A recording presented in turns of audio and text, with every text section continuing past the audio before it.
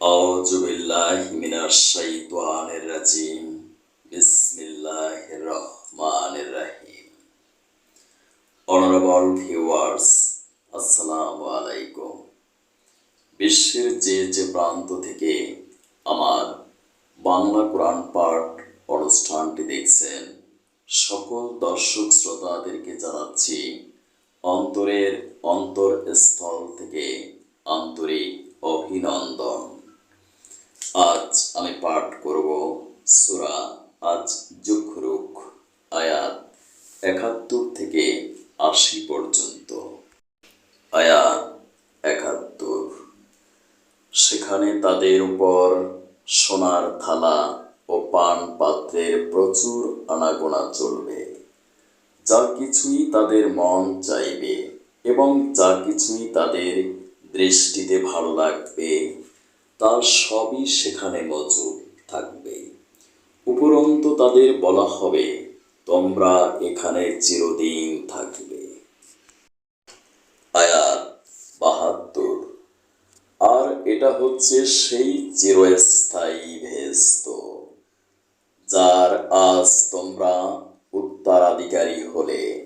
এটা হচ্ছে তোমাদের সে নেক আমলের বিনিময় যা তোমরা দুনিয়ার জীবনে করে এসেছ। আয়াত ৭৩। এখানে তোমাদের জন্যে প্রচুর পরিমাণ ফল পাকড়া মজুদ থাকবে, যা থেকে তোমরা প্রাণ ভরে খেতে পারবে। আয়াত ৭৪। অপরদিকে অপরাধীরা থাকবে নিশ্চিত জাহান্নামে, সেখানে তারা থাকবে চিরকাল। আয়াত ৭৫। মুহূর্তের জন্য শাস্তি তাদের থেকে লঘু করা হবে না এবং একান্ত হতাশ হয়েই তারা সেখানে পড়ে থাকবে। আয়াত ৭৬।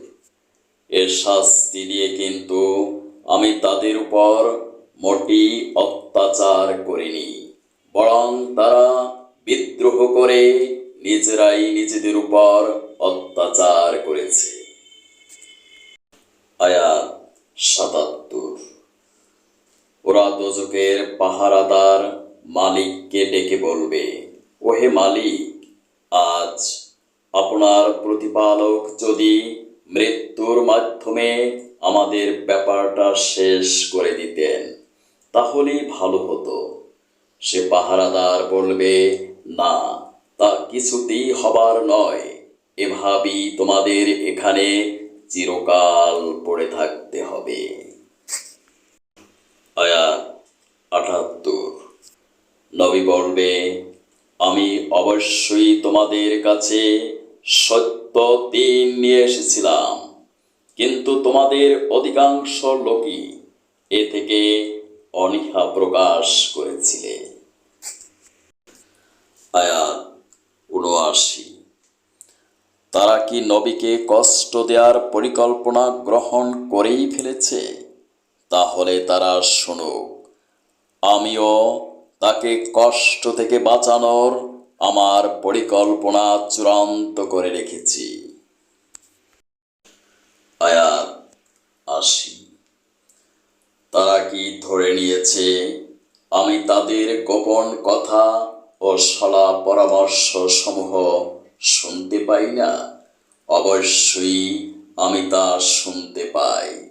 তা ব্যতীত আমার পাঠানো ফেরেশতা যারা তাদের ঘাড়ের পাশে বসে আছে, তারাও তো সব লিখে রাখছে।